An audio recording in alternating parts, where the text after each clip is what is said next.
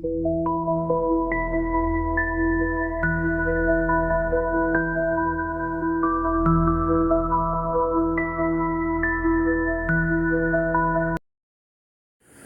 this is where you see that 122 has a really good strategy. What they would do is they would change up the tiles where they had P and X, they had BLK, and I believe they had another one. Now we did similar situations. This is basically what you would call the tile wars. Oh, and then you see Captain Saberho ass Miles get blown the fuck up. Boom. HiveBurners flames, watch them crash, they burn. MLB crumbles, never lessons learned.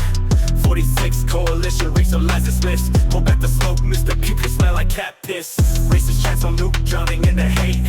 Mocking cultures, lost in a twisted fate. HiveBurner blazes through, doesn't miss a step. Lighting truth, atmosphere meets its rep. Daggers, words they throw, disgrace in their play. Sluts and cuss words fly, echoes in dismay. HiveBurner steps up, cuts through the noise. Strengthen every rhyme, reclaiming lost poise. False kings claim the hood, NIGHA's in play. Messiahs stumble, lost in what they say. Tangled rage, binds them tight, shadows hold fast. HiveBurner loves the charge, freedom spell is cast. HiveBurners flames, watch What it do? What it do? KayBoss here. And I hope y'all doing superb. Nothing you got to say. What are we talking about today? So this is where you see that 122 has a really good strategy. What they would do is they would change up the tiles where they had P and X, they had BLK, and I believe they had another one. Now we did similar situations. This is basically what you would call the tile wars. Oh, and then you see Captain Saberho ass Miles get blown the fuck up. Boom. Now I know what people are thinking. How could you turn on your own people? Well, let's put it this way. They're not really my people. The thing about it is, once you realize who they are as an individual, a person, then you see the whole group. Now, there's some great people in 146, and I don't want anybody to think that I dislike anybody. There's certain people that are in charge that I'm going after. And this is a leadership issue. And these are the people in leadership that allowed this type of action to be festering. It's like fermented fruit. Just the part of nastiness before you get the wine. You know what I'm saying? That pulp kind of garbage that you strain and get away. Now, if 146 were to strain that garbage out, it'd be a great place to be. Now what we're doing is we're trying to save our subs, as you can see in the tile war, where they would push forward, we would push back, they would push forward, we would push back. So this is kind of like the tile wars that most people don't realize until you get into season 7 that you'll really start to fight. I can say with great strength comes with responsibility. Now, as you can see that we are trying to push them back onto the other side of the gate. What I noticed in this battle is that they were just trying to get us out of the way so they can go to the stronghold and then go and take the ruin. However, what ended up happening is that they were trying to spread everybody out. You know, hindsight being 2020, I think their mission was to just hold us off from getting through the gate. So I'm kind of like a Tyler or like a mid. There's 3 phases that I've defined after this season. You have your bigs, which are the people that are going to be the main fighting force. You have your mids. Those are the type of people that they're like level 5 and above, and then they have multiple tanks, depending on your setup.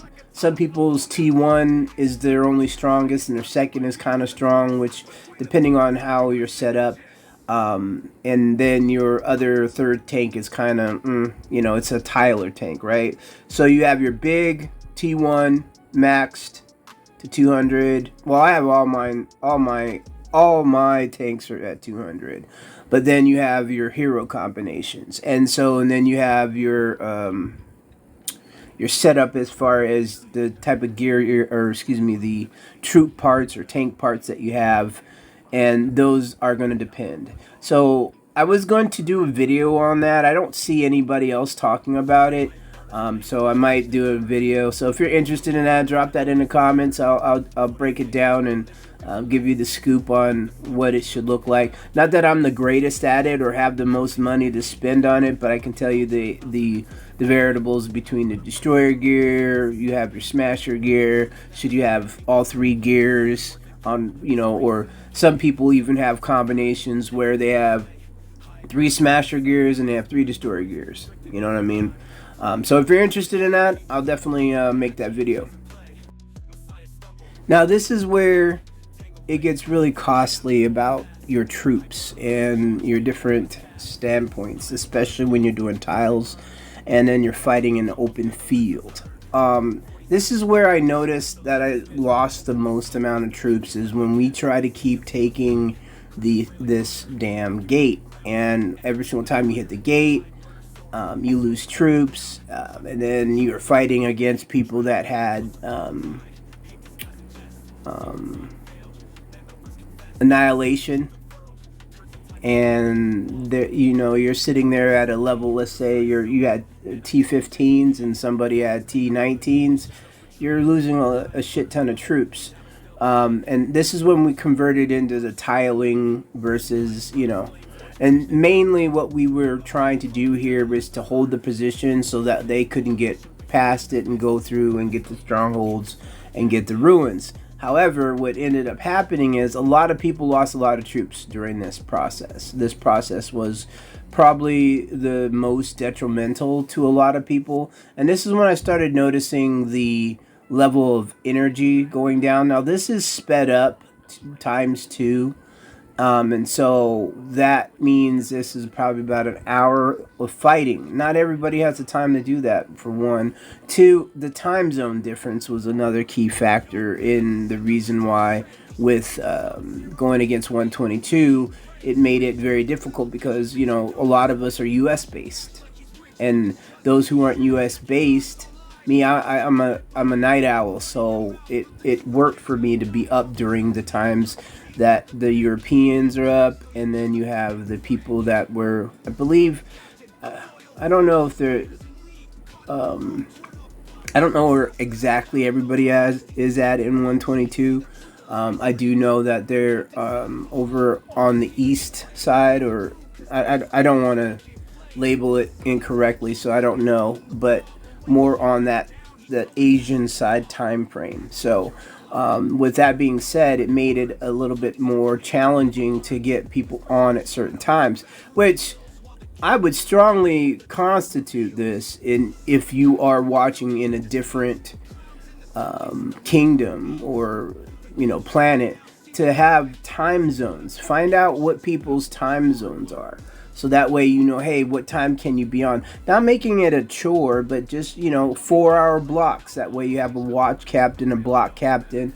When I was in the military, we did that per se. We had squads, and then squads were broken down into groups of 10, and then you were able to effectively protect the area of operations, or AO. So it's kind of like that's the reason why I think we lost, is because we didn't have that, or the reason why they didn't have this training together or put together. It would have made it so much more easier if you had blocks of time frames where your leaderships are going to be on. Hey, I can dedicate 2 hours, 3 hours. You need to find out what people are willing to do, especially when you get this far into it. If you want to be successful, and I noticed that they did it at certain times. It's like, hey, I'm going to be on between X time and X time, and we'll get it done. And I think if that were initiated on our side, which is in 146, if that was never communicated. Now, I would have suggested it, but I'm an outside observer. I'm not in leadership. And that's what I did when I was in 4RT, and that's what I instituted in our situation when I did that. I didn't put it out there for everybody to see in the general public, but I knew when other people were going to be on. I as the R5, I would be like, hey, what time this is to my leadership people, what time are you guys going to be on? So that way I know, we have coverage, and I don't think that was done properly.